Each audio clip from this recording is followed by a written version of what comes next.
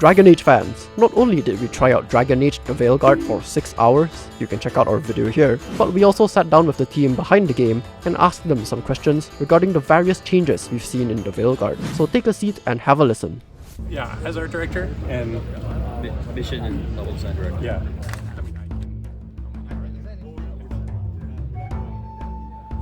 Just the art of the Veilguard is a very intentional continuation of what Inquisition set in motion. With every Dragon Age game, it's always been about characters, it's always been about people. What we're trying to do is create a visual language that allows the people, the personalities, their stories to shine through as much as possible without the distraction of things like the Uncanny Valley or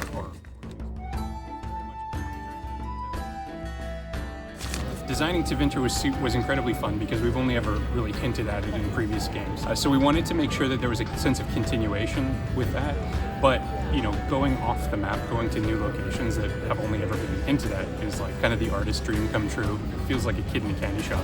Like Dorian had a look in Inquisition. We tried to start with that, and like he was kind of the wild rock star version of Tevinter. So we tried to take that, calm it down, and then expand on that palette to kind of get even just like the way people from Tevinter dress. Designing the Elven Gods was fun because we've kind of seen what very, very powerful people who have kind of brushed up against that power end up looking like. We have Corypheus and the Architect and things like that. So we wanted to almost design what's the original or like the concentrate form of that. And then also we're trying to tell the story of these ancient, powerful, the elves and what they are. What's their past, what's their history. Elgranon, for example, part of his outfit we based on various dictators where they like to wear their military regalia just as a reminder to people of like the power that they wield. And so when you look at Elgar's outfit, it's going to have little insignia and badges and marks showing as like kind of trophies of victories he won in the ancient past. The main thing that we wanted to focus on this time was to have a focused and meaningful experience, right? It's more curated. We really looked at what are the narratives we're trying to tell. For example, going back to Tevinter and how we want to portray the shadow dragons. We wanted to have a feeling of what would their backyard look like, what would their neighborhood look like, and how can we sell that, and how can we build narratives around it. One of the things we really tried to do was like with each faction, we started with very simple principles. So like a simple shape language and a color palette. And okay, so for veil jumpers, for artifacts and things like that, what we wanted to do was to start looking a little bit more at how magic in the ancient world worked. Try to show even more about what was lost, because it helps to put the gods into context. If you were living in the ancient elven empire, and you needed to accomplish these tasks or build these certain things, what kind of tools would you build? And then imagine them going off the rails. What happens when they start glitching out? Things start getting corrupted or twisted and that kind of thing. So that was kind of how we leaned towards that. As far as the Darkspawn, a big part of what we try to do with every game is make sure that the story is visible. So it's not so much about like there's visuals that look one way and then the story, and you kind of have to smash them together. This time around with the Darkspawn, it's like one more step towards making sure that visually they embody what their actual story is. And so that's really where the look originally came from. We want the visuals to tell the story just as much as everything else, from design to writing to animation.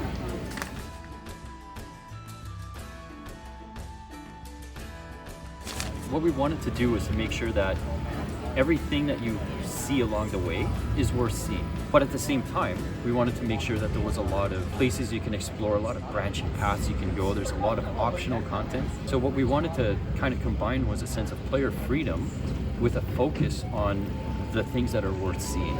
Every stop in this game is worth your time, like worth stopping to see it.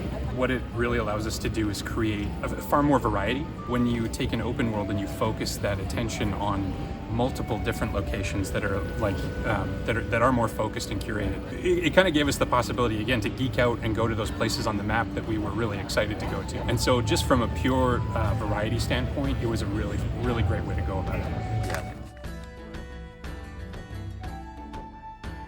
You know, some of us have worked on this series for a really long time, and there's just like the opportunity to just like go off the map into a whole new territory was just too appealing. So it's like, well, do you want to go back and do some? Maybe eventually, but for now, if you're offering up the delicious platters of, you know, you could go to all these different places, like it was hard not to take it up at basically to the maximum. Like let's make everything new. Yeah, the areas that'll feel familiar. It's a concept that we visited before. That's a good one, yeah. The crossroads, you've been there before, but it's not the same location. You won't recognize like, oh, this was that level from Inquisition, or this level from DA2, or.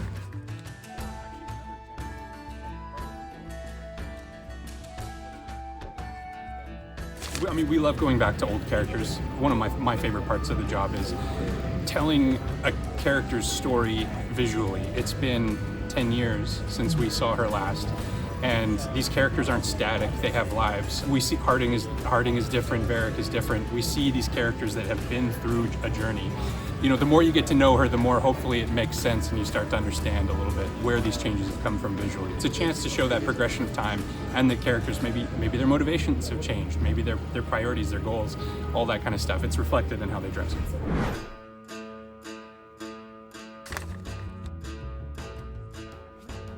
So for this game, where we had to start is, what do we want the player to feel? We wanted this to be a very immersive experience where you feel like you're inhabiting the shoes of Rook, and that also comes with fluidity and feeling in control of your character. That direct moment-to-moment feeling of, I exist in this world. That was the starting point, but I would say that while it is fluid and real-time, that's just the foundation of the game.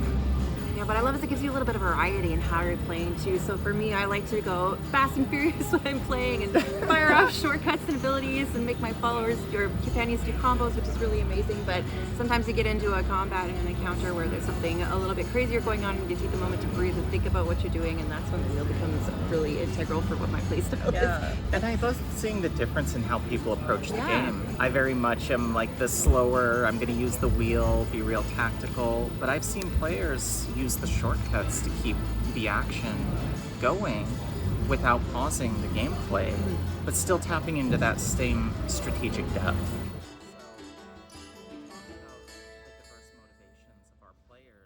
It was one of the boldest moves that we chose to make with this game.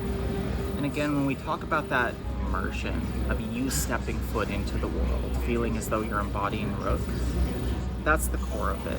We wanted the companions to feel like they are literally fully fleshed out people. They're fighting alongside you, but you're not inhabiting them. They're people that are complex and they have their own behaviors, their own way of existing in the world. But again, going to that tactical layer, it was very important to us that you could pause and, while not take direct control, almost feel like you're huddling together with your team and issuing commands, deciding who's going to attack what targets, how you're going to use your abilities in concert.